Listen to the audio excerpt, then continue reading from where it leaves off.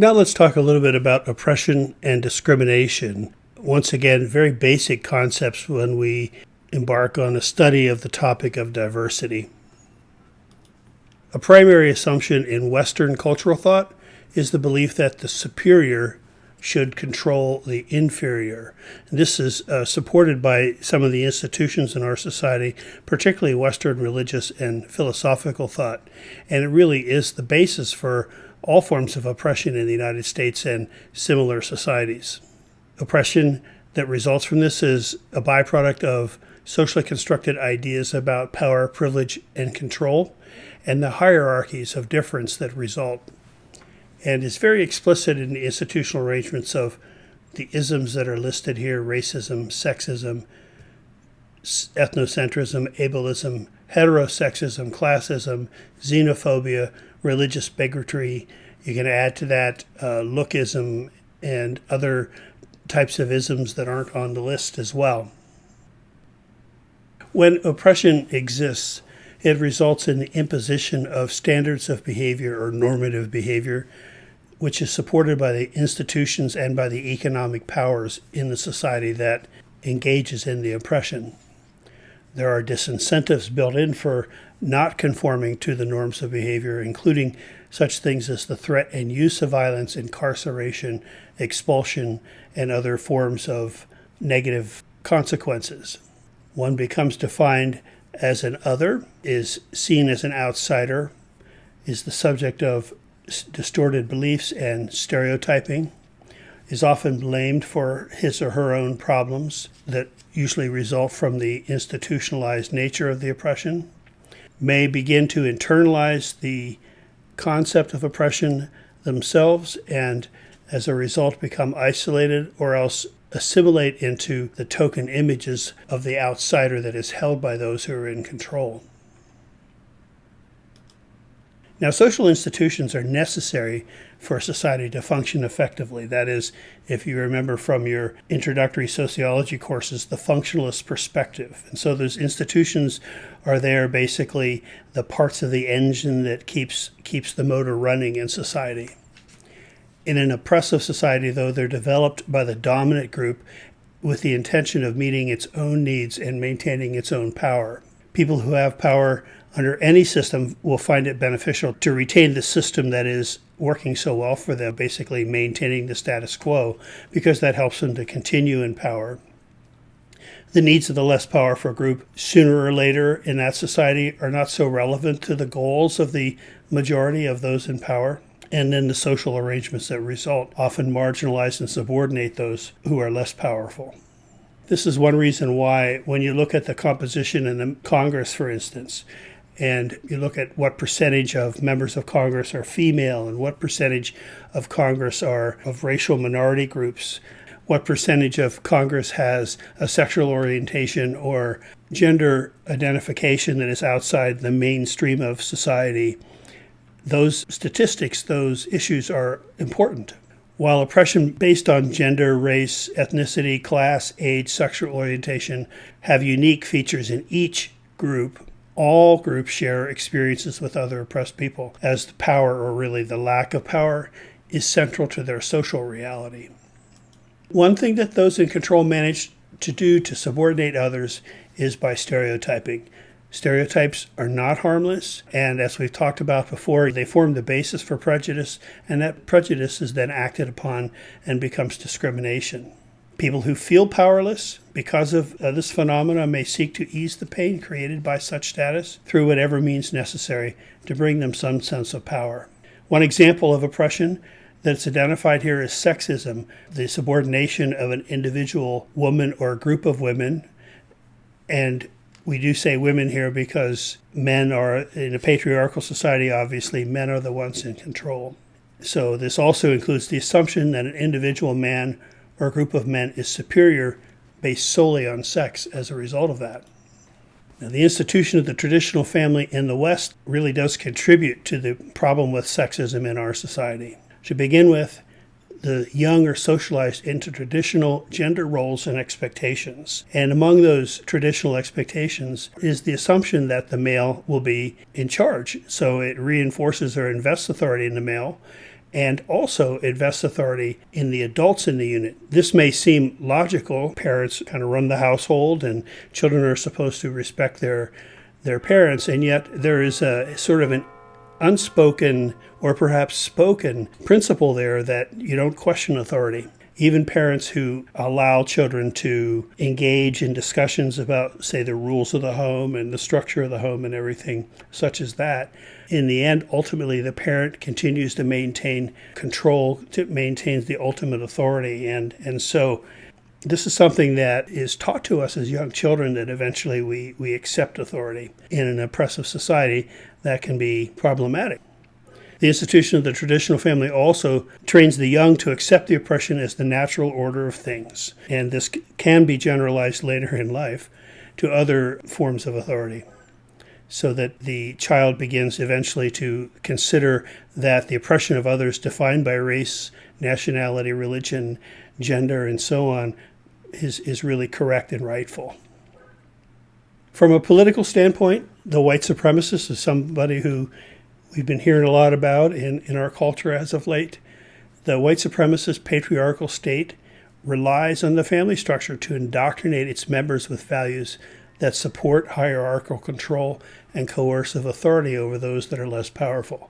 This is something that is worth thinking about, considering stepping out of the family system, the notion of the sanctity of the family system, and looking at how it trains its young and really all members of the family to consent to the structure of the system and a hierarchical order of things, and how that might be the basis for oppression and discrimination later in life.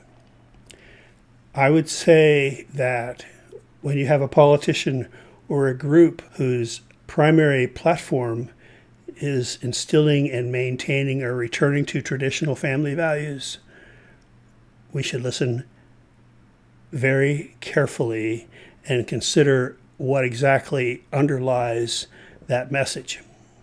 Gender and sexuality ideologies hold sexism together. What is normal male or female behavior?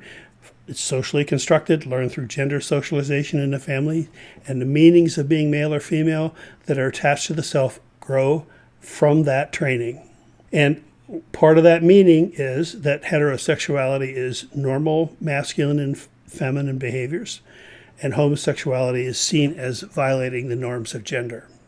If you haven't taken a women's study or men and masculinity course, it's something that I highly recommend, because you spend a semester looking at these issues, and it brings a lot of this into much sharper focus.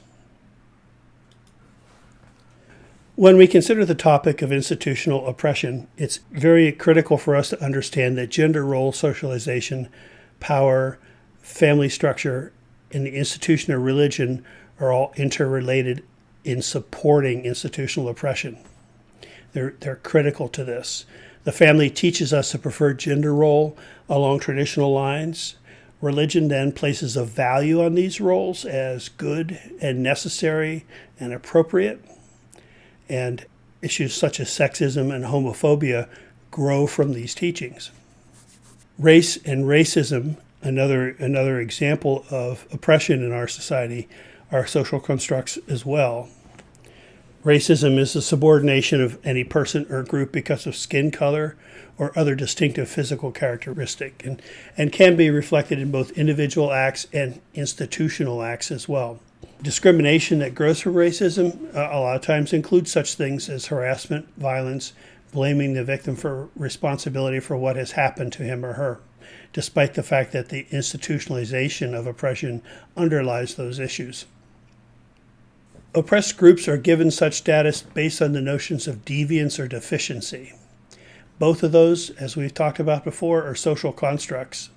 And wealth, opportunity, and justice thus can be divided unequally and still appear to be fair, because those who are oppressed are deviant and deficient and thus don't deserve the same opportunity that those who fit into the society better do.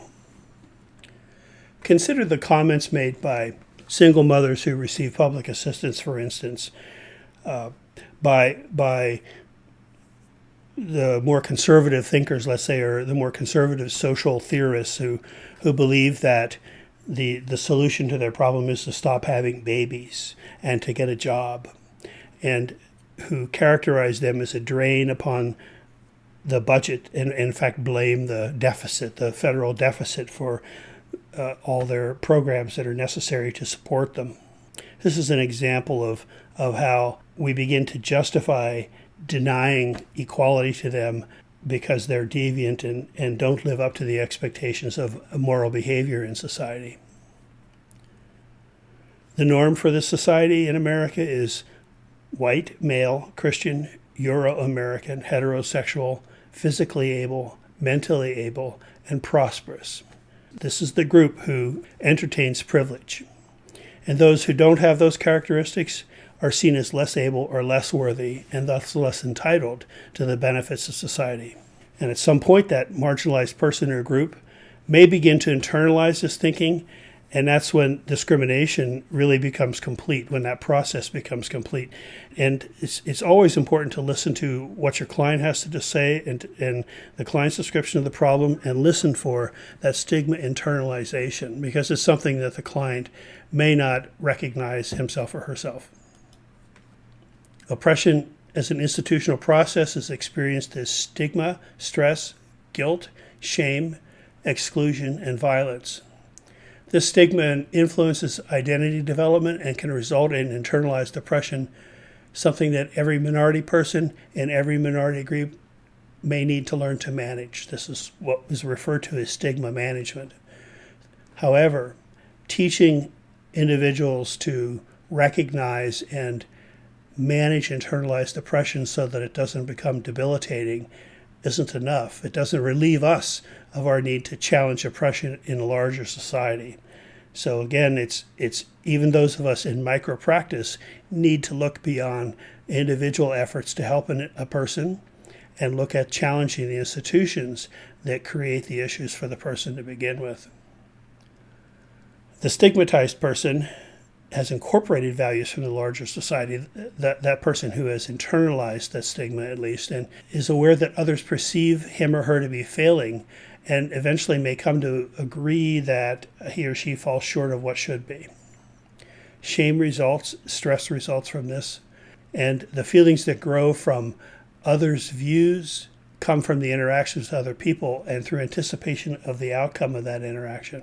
So the stigmatized person may develop an expectation of rejection and also become very vigilant about prejudice. And as a result of exposure to all of this, these persons begin to feel devalued and become devalued in society and become members of this minority group, this subgroup of society that suffers unjustified negative acts by the rest of society and that doesn't have the power necessary to correct those acts. Stigmatized individuals often end up with feelings of anger and sadness and humiliation and embarrassment because of their membership in a group, and this sometimes results in responses that are less than functional as a way to cope. And one of those results, as mentioned here, is passing or concealing identity. I read a study some time ago that suggested that Native Americans under-identified themselves as Native Americans through many censuses over the years because of the stereotype of the Native American male, for instance, being seen as a savage. There was an embarrassment associated with association to their heritage, which I believe studies have shown at least has begun to become something of the past, but there is a possibility that many Native Americans continue to identify themselves as other races.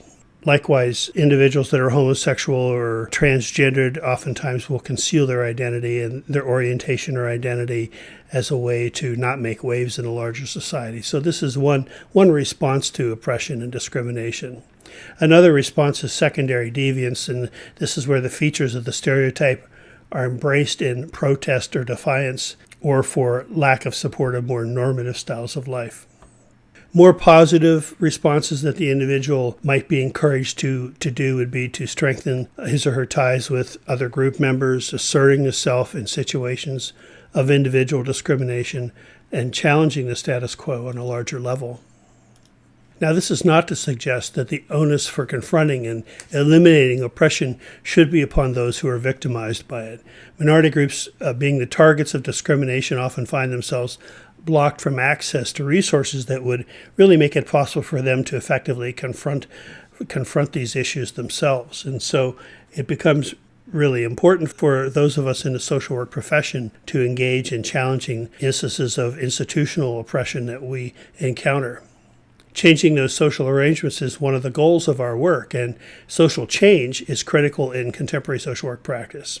Activities that we can engage in that can be socially transformative include such things as suggested here: community education, development, community organization, case advocacy, when you actually advocate on behalf of a particular client, or class advocacy, when you're involved in helping a larger group challenge some institutional issues, social action, policy change. All of these kinds of things are an important part of the social work profession, and yet these areas of practice are really of less interest today for those seeking professional degrees in this field. They're among the most effective ways to promote social change, and can be made, and really should be made, a part of both micro and macro practice. And so in our profession, we must challenge institutions that perpetuate oppression, and we must also help clients organize and challenge the policy or condition through advocacy for program change. Those are some of my thoughts about oppression and discrimination, and I hope you'll let me know if you have other thoughts or any questions. Thank you.